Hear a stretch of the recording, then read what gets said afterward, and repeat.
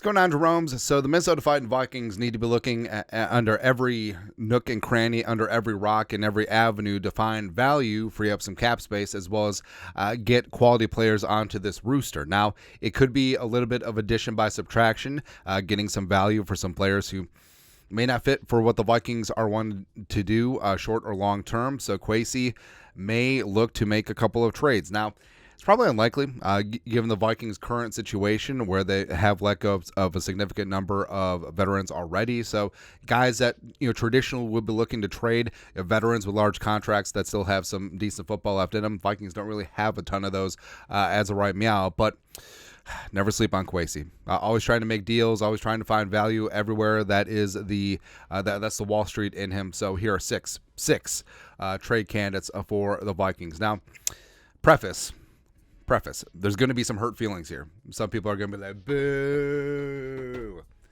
Fully understand. Fully get that. That's why we're here. But, hey, your boos mean nothing. I've seen what makes you cheer. Number one, Justin Jefferson. So, first off, no.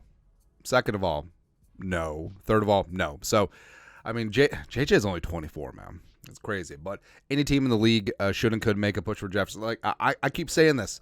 What is stopping the freaking Chiefs? I mean, Brett Veach has shown that he's a dynamo in the mid to late rounds. What is stopping the Chiefs from offering 3 firsts and 2 seconds for Justin Jefferson? Like, what?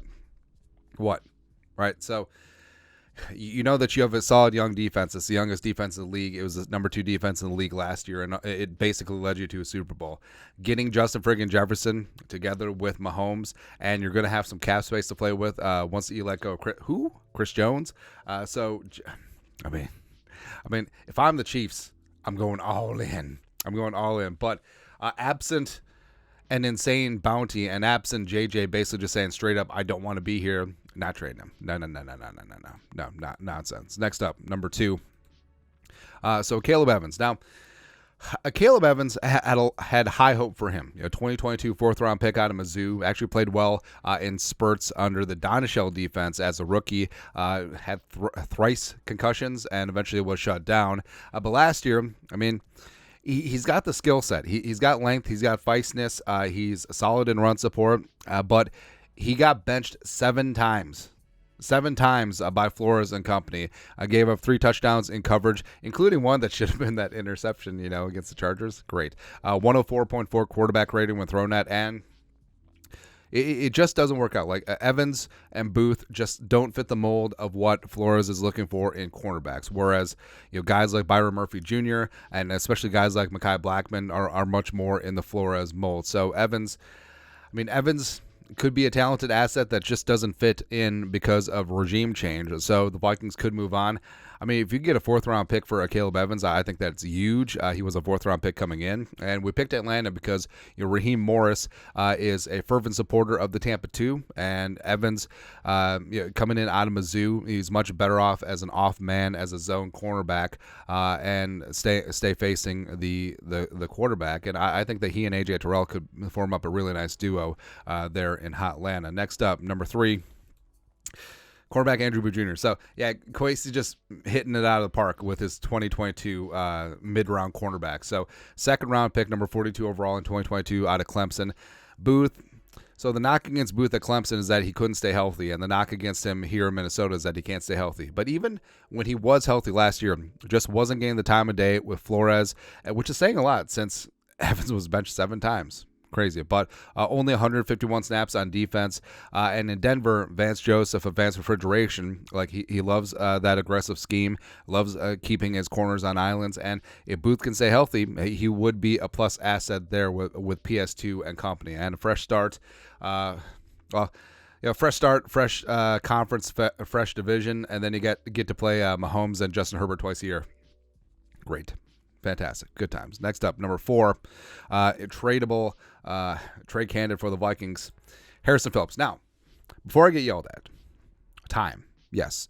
Harrison Phillips, absolute love him off the field. Walter Payton Man of the Year nominee. On the field, he was a stud too, where the Vikings, so Again, I understand it's faulty logic where you have an area of need on your team, defensive interior, and then you trade your best defensive interior. Fully understand. But he did lead the team, actually led the league for defensive tackles with 92 tackles all last season. But he's entering the final year of his free agent deal that he signed with the Vikings. And it is a spot where it's similar to letting go of veterans where, hey, get value now. Yeah, it's better to let go of a guy a year too early versus a year too late. He is only 28, going to be 29. But if the Vikings can get value now, and a mid-round pick, third or fourth rounder, replenish the trenches to a degree, get some value, save $6.5 million in cap space. I think that's something that Kwesi should get a look at, especially if you're able to flip that mid-round pick, whether it's a third or a fourth, into a spot where you get defensive material with a little bit more pass rush capability. Next up, number 5, right tackle Brian ONeal. I understand. I hear the boos right now. Fully hear the boos. Now, I'm a huge Brian ONeal fan. I think that he and Darius make up one of the best offensive tackle duos in the league when they're healthy. But problem is, ONeal popped his Achilles two seasons ago. Last year he was dinged up, and also he took a step back, and I don't know what it is, man, but a career high 33 pressures and 6 sacks allowed, and it was just not good. And he does have a $14.4 million base. Now, his cap savings is negligible due to his signing bonus as well as a restructure, but you're able to clear up about $10 million in future cap space hits. And the Giants have been looking for a right tackle forever, and it seems like they're going down the path of trying to flip their first-round pick into a right tackle again. They tried it with Evan Neal. It didn't work. And they're probably going to try and deal with Joe Alt or Olu Fashanu. But if you can get a spot where you have a true blue bona fide stud right tackle and getting him at a decent rate, I think it makes more sense for the Giants in that spot. And also, the Giants' second-round pick is pretty high. So the Vikings could use that as ammunition to find the quarterback of the future. They could easily replace him in the draft, J.C. Latham out of Alabama, or other great right tackles. Or, Blake Brandel? I don't know. I don't know, man. But we're just spitballing here. We're exploring the space. Lastly, number 6, safety Harrison Smith. Now, fully understand that the Cowboys, Mike Zimmer, in power now in Dallas, it does make sense if Harrison wants to continue to play. I don't know if he does. Like, just the tone and tenor of his comments at the end of the season, it sounds like he was kind of over it, but if he runs it back for one more season, maybe 2, the Vikings probably going to move on, especially since they have 2 great young safeties in Josh Metellus and Cam Beasley. And also, Kwesi's going to find any way possible to get Lewis Cine on the field to see if he's good. That's it, man. But Harrison reunited with Zimmer down in Dallas. Maybe Anthony Barr follows along. They just get the band back together, sure. But, again, I also understand that the Cowboys probably aren't going to just trade for Harrison and his $11.4 million base salary.